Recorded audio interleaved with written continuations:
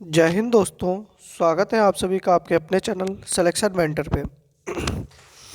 देखिए, हम लोग जो है अपना एसएससी जीडी का प्रैक्टिस सेट शुरू कर रहे हैं। अगर आप लोगों के लिए कोई किसी भी टॉपिक में कोई प्रॉब्लम आ रही है तो आप लोग जो है वह मैसेज करके आप लोग हमको बता दीजिएगा। मैं उस टॉपिक पे आप लोगों की क्लास बनाने की पूरी कोशिश करूँगा। बाकी भैया आप सभी लोगों की जिनकी भी परीक्षाएं हैं उनको भैया कल जिनका भी एग्ज़ाम है उनको शुभकामनाएं। बाकी आप लोग मेहनत से पढ़ते रहिएगा और अब बहुत ज़्यादा इधर उधर भागने की भी कोशिश मत करिएगा कि ये पढ़ लें वो पढ़ लें। बस आपने जितना पढ़ा है उसको अच्छे से रिवीजन करने की आपको ज़रूरत है। अगर उतना सब आप लोग अच्छे से रिवीजन कर लेंगे तो आप लोगों का सिलेक्शन हो जाएगा, ठीक है। बाकी कुछ चीज़ें जैसे कि मैंने देखा है करंट अरंट में 2018 की जैसे कोई गेम्स प्रतियोगिता हुई है, जैसे एशियन गेम्स हुए हैं या कुछ भी हुआ है, तो उसमें पुराना पुराना भी थोड़ा पूछ रहे हैं, ठीक है। तो इनको भी एक बार आप लोग अच्छे से थोड़ा देख लीजिएगा, ठीक है। बाकी हम लोग क्लास को शुरू करते हैं बिना देरी किए हुए। एक बार आप लोग वीडियो को जो है बस शेयर कर दीजिएगा। जितने लोग भी हैं एक बार वीडियो को आप लोग शेयर कर दीजिएगा। और जितने लोग भी नए हैं चैनल पे, बस सभी से भैया रिक्वेस्ट है कि चैनल को सब्सक्राइब कर लीजिएगा। जितने लोग भी हैं चैनल को सब्सक्राइब कर लीजिएगा। चलिए बाकी क्लास को शुरू करते हैं।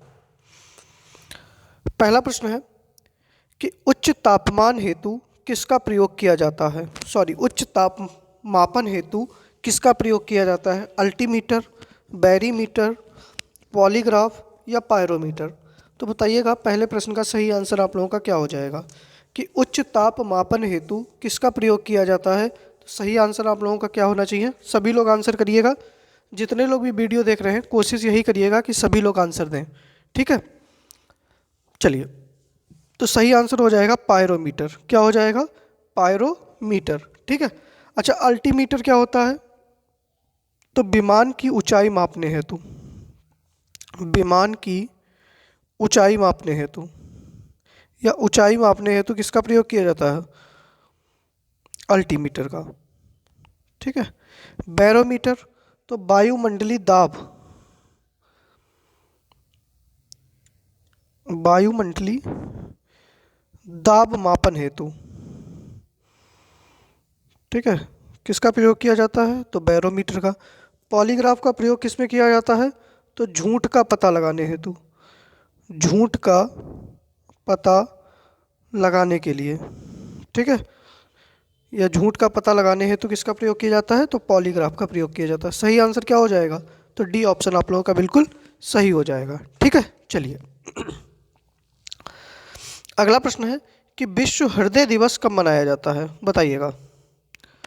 25 सितंबर, 27 सितंबर, 29 सितंबर या 14 नवंबर।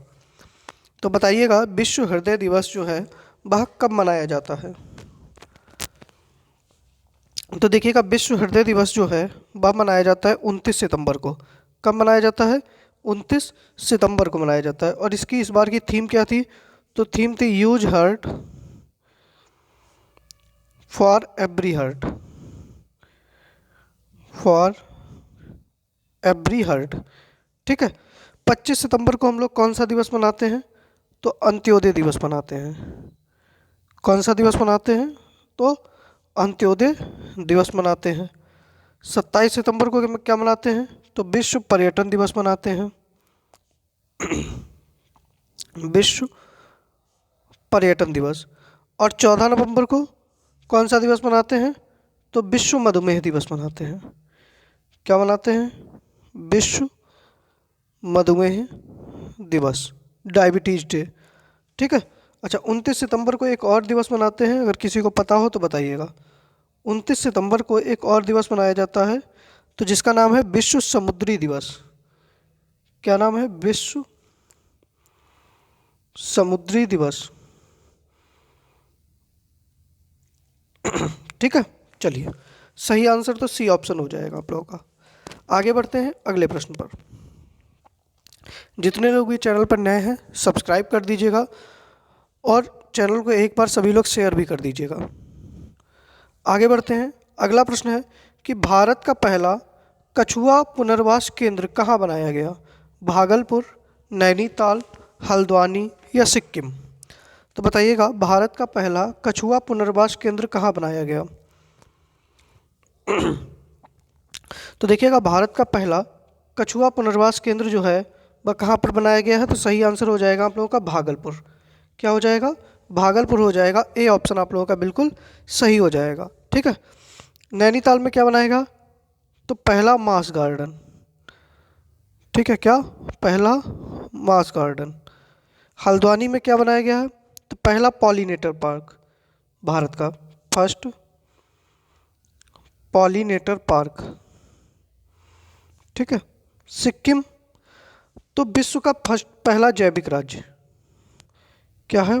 विश्व का पहला जैविक राज्य। अच्छा, इसके बाद में अगर आपसे पूछ लिया जाए अपराध मुक्त राज्य, तो बी कौन सा हो जाएगा?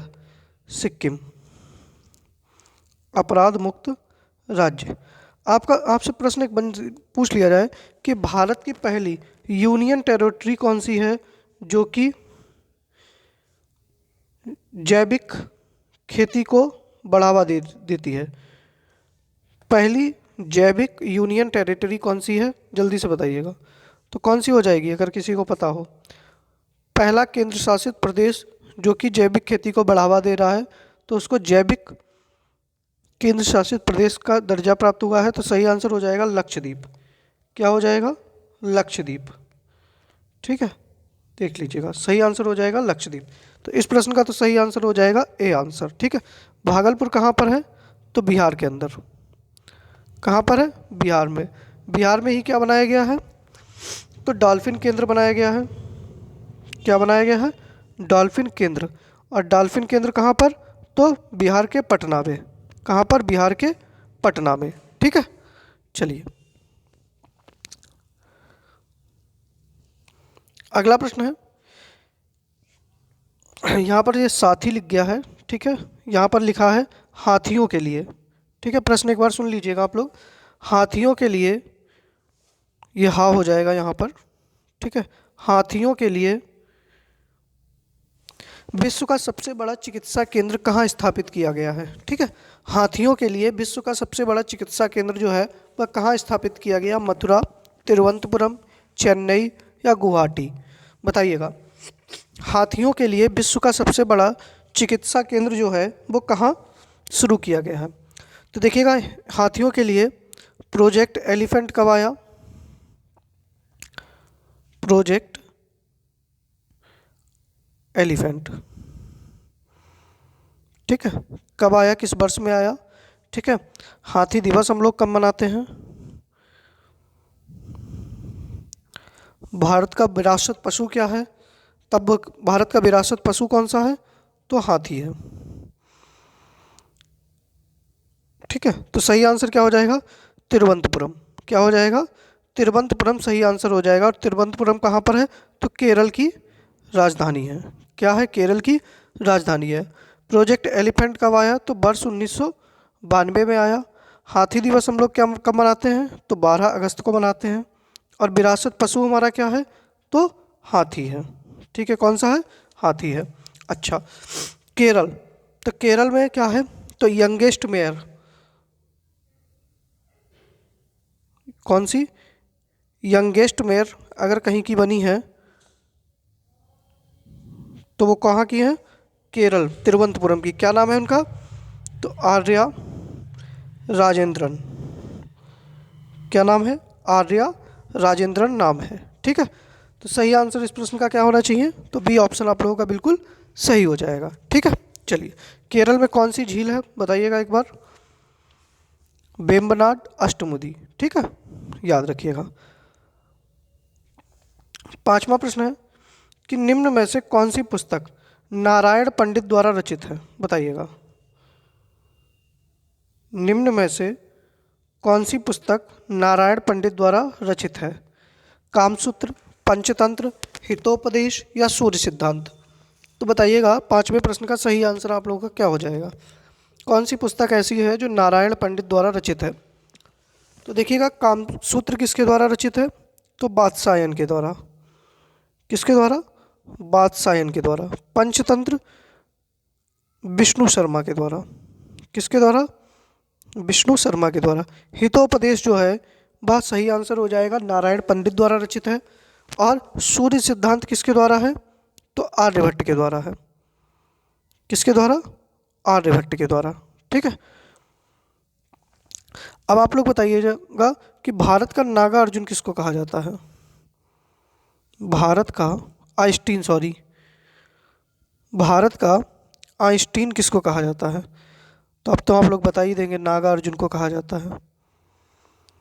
ठीक है, तो इस प्रश्न का सही आंसर क्या हो जाएगा? तो सी ऑप्शन हो जाएगा। ठीक है, चलिए अगला प्रश्न है कि देवीधुरा मेला किस राज्य से संबंधित है? बताइएगा। हिमाचल प्रदेश, लद्दाख, उत्तराखंड या राजस्थान?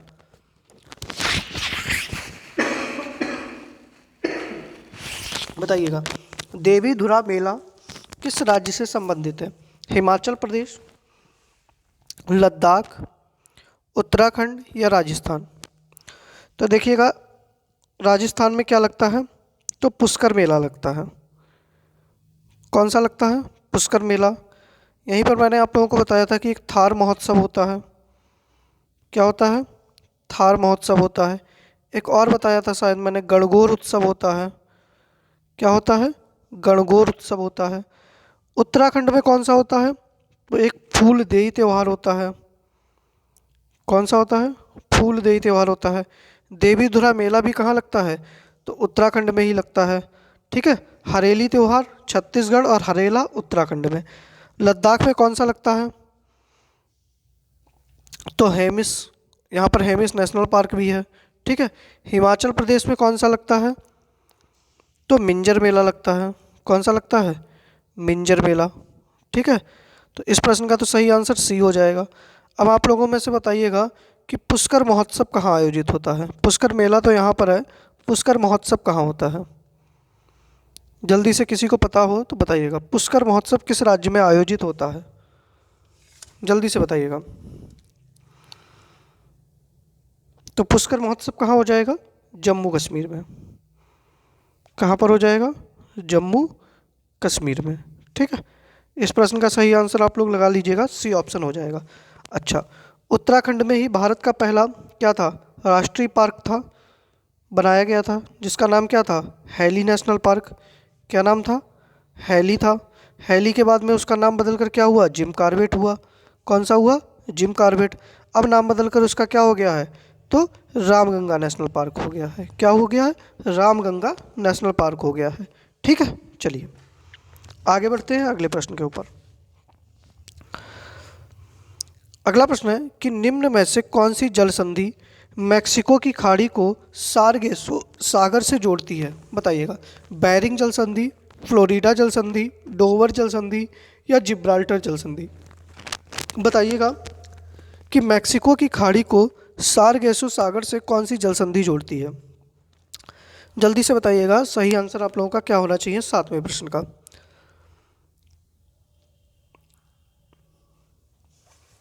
तो देखिएगा, सही आंसर हो जाएगा फ्लोरिडा जल संधि। कौन सा हो जाएगा? फ्लोरिडा जल संधि। बी ऑप्शन आप लोगों का बिल्कुल सही हो जाएगा। बेरिंग जल संधि किसको जोड़ती है? तो आर्कटिक सागर को प्रशांत महासागर से। आर्कटिक सागर को प्रशांत महासागर से। ठीक है। डोबर जल संधि उत्तरी सागर को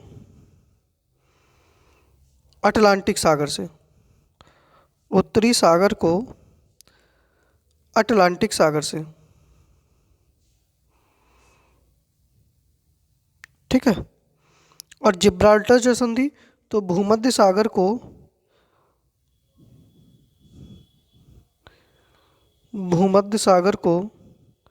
किससे? अटलांटिक सागर से। ठीक है, याद रखिएगा आप लोग।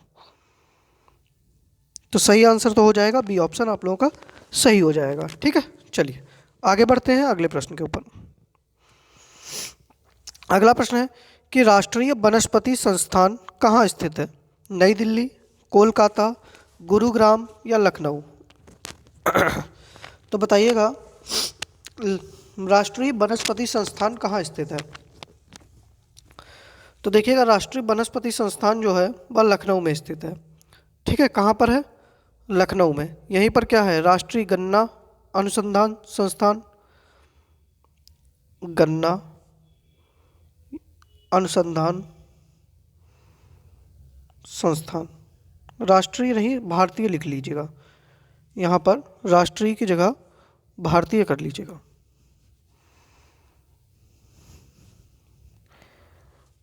ठीक है। और यहाँ पर लखनऊ में क्या है, तो भारतीय विश्व विज्ञान संस्थान, सेंट्रल ड्रग, भारतीय विश्व विज्ञान अनुसंधान केंद्र। ठीक है।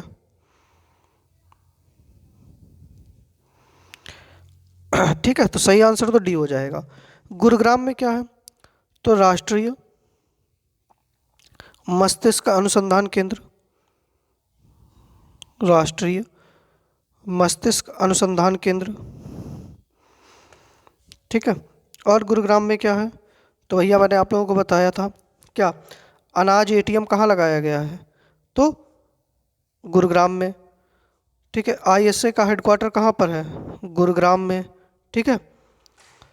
कलकत्ता में किसका है, तो केंद्रीय जूट प्रौद्योगिकी संस्थान, केंद्रीय जूट प्रौद्योगिकी संस्थान। यहीं पर क्या है, कलकत्ता में विक्टोरिया हॉल है।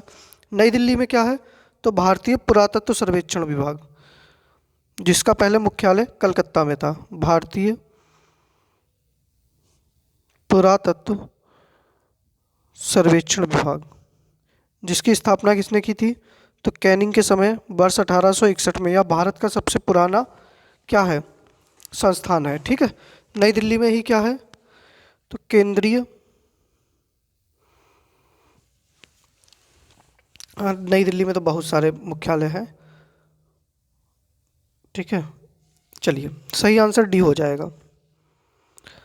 अगला प्रश्न है, निम्न में कौन संतूर वादक है, अल्लाह रखा खां, विलायत खां, अली अहमद हुसैन खां या भजन सोपारी। तो बताइएगा निम्न में से कौन जो है वह संतूर वादक है, बताइएगा जल्दी से।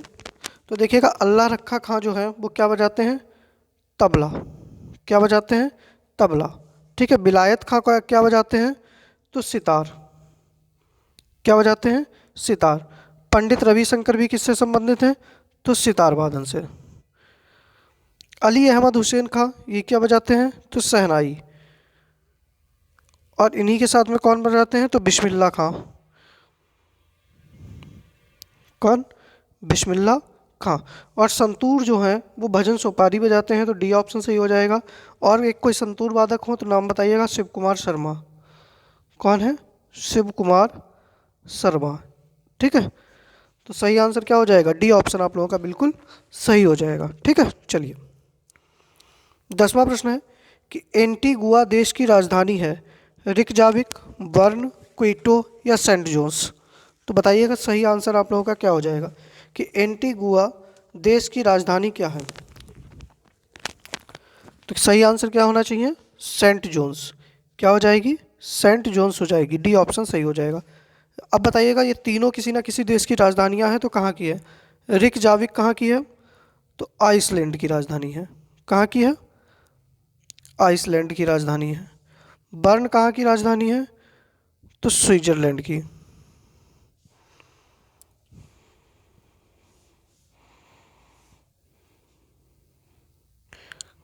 कहाँ की है, स्विट्जरलैंड की। और क्विटो कहाँ की राजधानी है, तो इक्वाडोर की। ठीक है, याद रखिएगा। सही आंसर डी ऑप्शन हो जाएगा। आगे बढ़ते हैं। अगला प्रश्न है कि सर्वोच्च न्यायालय की पुनर्विलोकन शक्ति किस अनुच्छेद से संबंधित है। अनुच्छेद 326, अनुच्छेद 137, अनुच्छेद 127, अनुच्छेद 368। तो देखिएगा, हमने सर्वोच्च न्यायालय की पुनर्विलोकन शक्ति जो है सुप्रीम कोर्ट को जो प्राप्त है वो हमने ली कहाँ से है, तो अमेरिका के संविधान से। कहाँ से ली है, अमेरिका के संविधान से। ठीक है। अब आप लोग बताइएगा, अनुच्छेद 326, अनुच्छेद 137, अनुच्छेद 127, अनुच्छेद 368। तो बताइएगा पुनर्विलोकन की शक्ति सुप्रीम कोर्ट के पास कहाँ से है, तो अनुच्छेद 137 से है। सही आंसर बी हो जाएगा। 326 में क्या है, तो तो वयस्क मताधिकार है। क्या है भैया? वयस्क मताधिकार है। ठीक है। अनुच्छेद 127 में क्या है? तो तदर्थ न्यायाधीशों की नियुक्ति है। क्या है? तदर्थ न्यायाधीशों की नियुक्ति। ठीक है। और अनुच्छेद 368 में क्या है? तो संविधान संशोधन है। क्या है? संविधान संशोधन है। और संविधान संशोधन हमने किस देश के संविधान से लिए हैं? तो दक्षिण अफ्रीका से। कहाँ से लिए हैं? तो दक्षिण अफ्रीका से लिए हैं। सही आंसर बी ऑप्शन हो जाएगा। चलिए, अगला प्रश्न है कि लखबार बांध किस राज्य में स्थित है? बताइएगा। राजस्थान, असम, छत्तीसगढ़ या उत्तराखंड? बताइएगा सही आंसर क्या हो जाएगा कि लखबार बांध जो है वह भारत के किस राज्य में स्थित है? जल्दी से बताइएगा सही आंसर क्या होना चाहिए।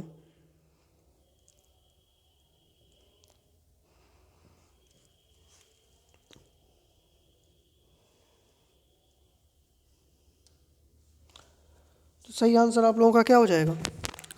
लखबार बांध जो है वह उत्तराखंड में स्थित है। और किस नदी के ऊपर? तो यमुना नदी के ऊपर। कहाँ पर? यमुना नदी के ऊपर। अच्छा, उत्तराखंड में कोई और भी बांध है? तो टेहरी बांध है। कौन सा है? टेहरी बांध है। और यहीं पर एक और बांध है, कोटेश्वर बांध है। कौन सा है? कोटेश्वर बांध है। और यह दोनों बांध किस नदी के ऊपर हैं? तो भागीरथी नदी के ऊपर। किस पर है? भागीरथी नदी पर है। छत्तीसगढ़ में कौन सा बांध है? तो मिनी माता बांध है। कौन सा बांध है? मिनी माता बांध है। और किस रिवर पर है? तो मैंने कल ही बताया था, हसदो रिवर पर है। हसदो नदी पर है। ठीक है। असम में कोई बांध है? तो लिख लीजिएगा, नर नारायण बांध है। कौन सा है? नर नारायण बांध है। और किस नदी पर है? तो ब्रह्मपुत्र नदी पर है। राजस्थान में जवाई बांध है। कौन सा है? जवाई बांध है। और किस नदी पर है? तो लूनी नदी पर है। ठीक है। सही आंसर क्या हो जाएगा? डी ऑप्शन आप लोगों का सही हो जाएगा। ठीक है। चलिए आगे बढ़ते हैं। अगला प्रश्न है कि प्राकृतिक रूप से मीठापन किस शर्करा में पाया जाता है? सुक्रोज, माल्टोज, फ्रक्टोज या लैक्टोज? बताइएगा सही आंसर क्या हो जाएगा कि प्राकृतिक रूप से मीठापन किस शर्करा में पाया जाता है?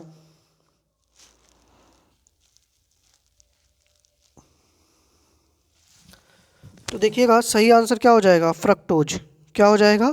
फ्रक्टोज हो जाएगा। जैसे कि शहद, क्या होता है? शहद। फलों में मीठापन, ये किसकी वजह से होते हैं? तो फ्रक्टोज की वजह से होते हैं। ठीक है। सुक्रोज, तो जैसे गन्ने में मीठापन, चुकंदर में मीठापन, ये किसकी वजह से होते हैं? सुक्रोज की वजह से। गेहूं, मतलब अनाजों में गेहूं, जौ, मक्का, तो इनमें कौन सी शर्करा पाई जाती है मीठेपन के लिए? तो माल्टोज पाई जाती है। और लैक्टोज शर्करा किसके अंदर पाई जाती है? तो दूध के अंदर। कहाँ पर? दूध में मीठापन किसकी वजह से होता है? तो लैक्टोज की वजह से होता है। तो सही आंसर क्या हो जाएगा आप लोगों का? सी ऑप्शन सही हो जाएगा। ठीक है। चलिए अगला प्रश्न है कि निम्न में से किस वायसराय की हत्या पोर्ट ब्लेयर में हुई? लॉर्ड मेयो, कॉर्नवालिस, रिपन या डलहौजी? बताइएगा सही आंसर आप लोगों का क्या हो जाएगा।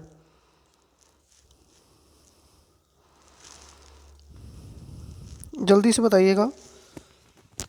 तो देखिएगा किसकी हुई है? मेयो की हुई है। किसकी? मेयो की। हत्या कहाँ पर हुई? पोर्ट ब्लेयर में।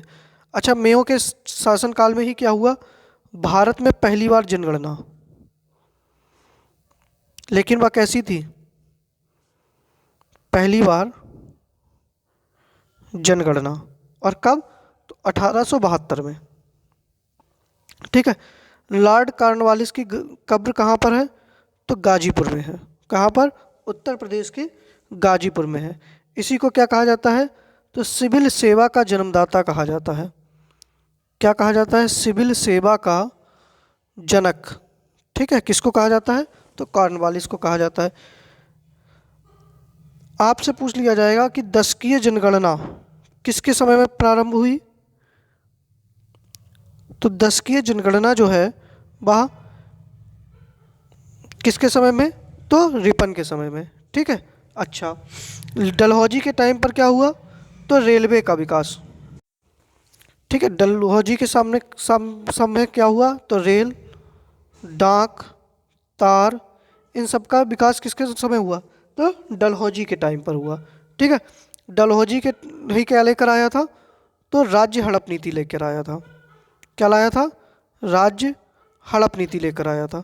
ठीक है, बाकी इस प्रश्न का सही आंसर क्या हो जाएगा? तो ए ऑप्शन सही हो जाएगा। चलिए, अगला प्रश्न है कि पुदुचेरी के उपराज्यपाल कौन है? बताइएगा। राधा कृष्ण माथुर, तमिलिसाई सौंदरराजन, प्रफुल्ल पटेल या डी.के. जोशी? सही आंसर क्या होना चाहिए? जल्दी से बताइएगा, बताइएगा। तो बताइएगा, पुदुचेरी के उपराज्यपाल कौन है? जल्दी से बताइएगा, सही आंसर आप लोगों का क्या होना चाहिए? राधा कृष्ण माथुर हैं, तमिलिसाई सौंदरराजन है, प्रफुल्ल पटेल हैं या डी.के. जोशी हैं? तो देखिएगा, पुदुचेरी जो है उसके उपराज्यपाल जो हैं वह तमिलिसाई सौंदरराजन हैं। सही आंसर क्या हो जाएगा? बी ऑप्शन हो जाएगा। राधा कृष्ण माथुर कहाँ के हैं उपराज्यपाल? तो लद्दाख के हैं। कहाँ के हैं? लद्दाख के हैं। ठीक है, प्रफुल्ल पटेल कहाँ के हैं? बताइएगा। तो यह लक्षद्वीप के हैं। कहाँ के हैं? लक्षद्वीप के हैं। और साथ में इनको दमन एवं दीप और दादर नागर हवेली, दादर नागर हवेली, ठीक है, इसका भी इनके पास क्या है? तो चार्ज है। डी.के. जोशी कहाँ के हैं? तो यह एडमिरल हैं डी.के. जोशी। तो यह अंडमान निकोबार के हैं। कहाँ के हैं?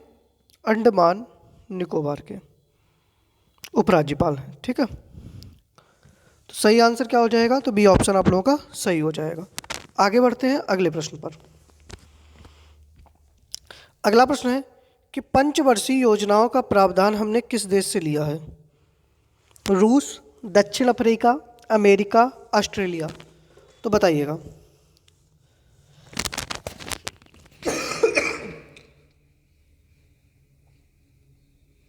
जल्दी से बताइएगा, सही आंसर क्या हो जाएगा?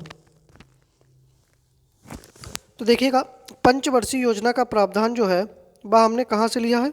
तो रूस से लिया है। सही आंसर क्या हो जाएगा? ए ऑप्शन हो जाएगा। रूस से ही हमने क्या लिए हैं? तो मौलिक कर्तव्य लिए हैं। क्या लिए हैं? मौलिक कर्तव्य लिए हैं। दक्षिण अफ्रीका से हमने क्या लिया है? तो संविधान संशोधन लिया है। क्या लिया है? संविधान संशोधन लिया है। अमेरिका से हमने क्या लिया है? तो राष्ट्रपति पर महाभियोग, ठीक है, न्यायिक पुनरावलोकन की शक्ति। और हमने यहाँ से क्या लिया है? तो प्रस्तावना की भाषा ली है। मौलिक अधिकार लिए हैं। क्या लिए हैं? मूल अधिकार हमने कहाँ से लिए हैं? तो अमेरिका के संविधान से लिए हैं। ठीक है, वित्तीय आपात हमने कहाँ से लिए हैं? तो ये भी अमेरिका से लिए हैं। ठीक है, अब आपसे पूछ ले ऑस्ट्रेलिया से हमने क्या लिया है? तो समवर्ती सूची ली है।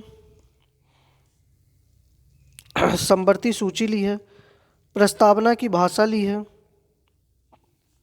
क्या ली है? प्रस्तावना की भाषा। और अमेरिका से क्या लिया है? प्रस्तावना का स्वरूप। हमने संसद के दोनों सदनों की संयुक्त बैठक ली है। क्या लिया है? संयुक्त बैठक। तो सही आंसर क्या हो जाएगा? ए ऑप्शन सही हो जाएगा। ठीक है, चलिए अगला प्रश्न है कि साहित्य अकादमी पुरस्कार 2022 हिंदी भाषा के लिए किसे प्रदान किया गया? बताइएगा। दया प्रकाश सिन्हा को, बद्री नारायण को, अनुराधा रॉय को या फिर नमिता गोखले को? जल्दी से बताइएगा, साहित्य अकादमी 2022 पुरस्कार हिंदी भाषा के लिए किसे दिया गया था?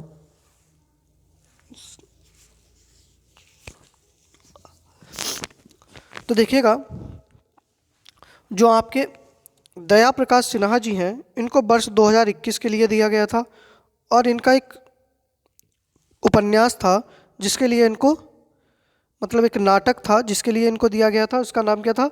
सम्राट अशोक। इनका नाटक क्या ना था? सम्राट अशोक। इसके लिए इनको क्या दिया गया था?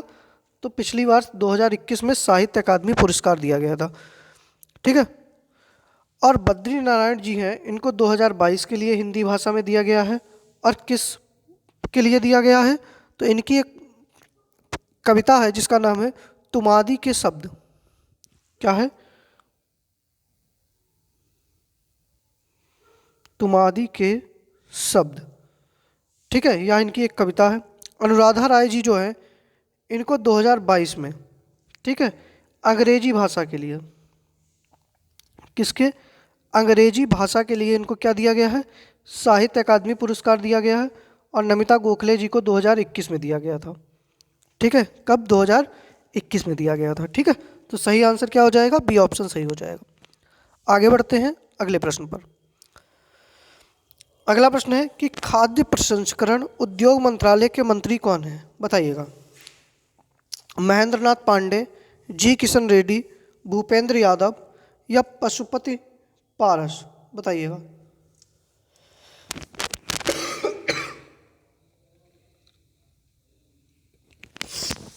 तो देखिएगा, जो महेंद्र नाथ पांडे हैं, इनके पास क्या है? तो हैवी इंडस्ट्री,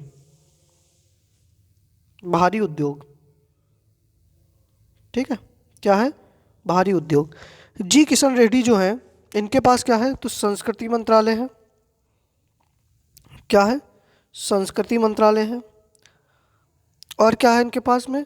पर्यटन मंत्रालय है। ठीक है। भूपेंद्र यादव जी के पास में क्या है? बताइएगा। तो जो आपके भूपेंद्र यादव जी हैं, इनके पास में है पर्यावरण,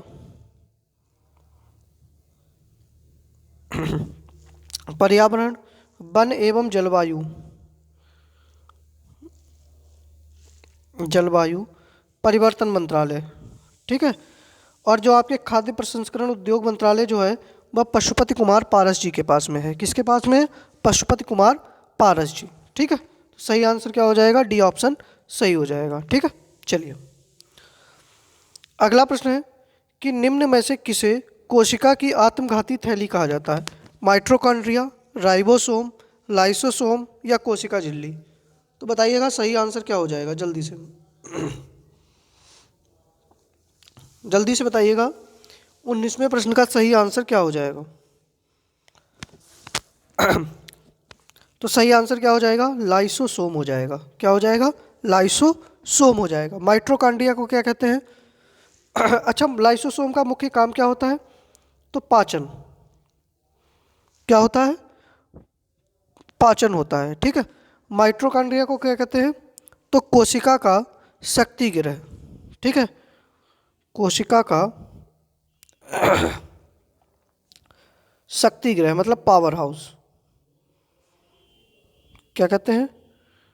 पावर हाउस। राइबोसोम को क्या कहते हैं? बताइएगा। तो प्रोटीन की फैक्ट्री कहते हैं। क्या कहते हैं? प्रोटीन की फैक्ट्री कहा जाता है। ठीक है। और कोशिका झिल्ली को हम लोग क्या कहते हैं? तो कोशिका का रक्षक कहा जाता है। कोशिका का रक्षक। ठीक है, सही आंसर क्या हो जाएगा? सी ऑप्शन हो जाएगा। ठीक है, चलिए देखिए, हम लोग अपने अंतिम प्रश्न की तरफ बढ़ रहे हैं। तो जितने लोग भी भैया वीडियो को लाइक नहीं किए हैं, सभी से निवेदन है भैया, अपना लाइक वाला बटन है, एक बार उसको दबा दीजिएगा। दूसरी चीज़, जितने लोग भी देख रहे हैं, जिन लोगों ने चैनल को सब्सक्राइब नहीं किया है, तो निवेदन है सब्सक्राइब भी कर लीजिएगा। और जो लोग भी शेयर नहीं किए हैं, अपना स्टेटस वगैरह लगा दीजिएगा, वीडियो को शेयर भी कर दीजिएगा। ठीक है, चलिए अगला प्रश्न है कि विरूपाक्ष मंदिर कहाँ स्थित है? उड़ीसा, मध्य प्रदेश, कर्नाटक या आंध्र प्रदेश? तो बताइएगा कि विरूपाक्ष मंदिर जो है वह किस राज्य में स्थित है? तो सही आंसर आप लोगों का क्या होना चाहिए? कर्नाटक। क्या हो जाएगा? विरूपाक्ष मंदिर जो है वह कर्नाटक में स्थित है। उड़ीसा में कौन सा है? तो सूर्य का कोणार्क मंदिर है। क्या है? सूर्य का कोणार्क मंदिर है। उड़ीसा में ही राजा रानी मंदिर है। क्या है? राजा रानी मंदिर है। यहीं पर क्या है? जगन्नाथ मंदिर है। कहीं कहाँ पर? उड़ीसा के अंदर। ठीक है, याद रखिएगा आप लोग। मध्य प्रदेश में तो देखिएगा, आपसे पूछ लिया जाएगा कि कंदरिया महादेव मंदिर। क्या पूछ लिया जाएगा? कंदरिया महादेव मंदिर। तो ये कहाँ पर है? तो मध्य प्रदेश के खजुराहो में। कहाँ पर है? खजुराहो में। ठीक है। आंध्र प्रदेश के चित्तूर जिले में। कौन सा? आंध्र प्रदेश के चित्तूर जिले में कौन सा मंदिर है? तो तिरुपति बालाजी का मंदिर है।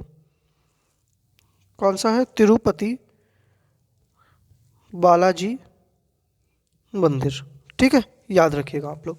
ठीक है, तो सही आंसर क्या हो जाएगा? सी ऑप्शन आप लोगों का सही हो जाएगा। ठीक है, चलिए। अब देखिएगा, ये थी हमारी आज की क्लास। अगर आप लोगों को क्लास पसंद आई है तो भैया वीडियो को लाइक, शेयर और चैनल को सब्सक्राइब कर लीजिएगा। बाकी अगर आप लोगों को कुछ भी समझ में नहीं आ रहा है, कोई भी डाउट लग रहा है कहीं पर, तो आप लोग कमेंट बॉक्स में मैसेज करके पूछ सकते हैं। बाकी जिनका भी पेपर है अच्छे से देखे आइएगा। सभी का पेपर बहुत अच्छा हो रहा है। और बस अच्छे से पढ़िएगा, मेहनत करिएगा, अपने माँ बाप का सपना पूरा करिएगा। मिलते हैं कल शाम को 7 बजे। जय हिंद।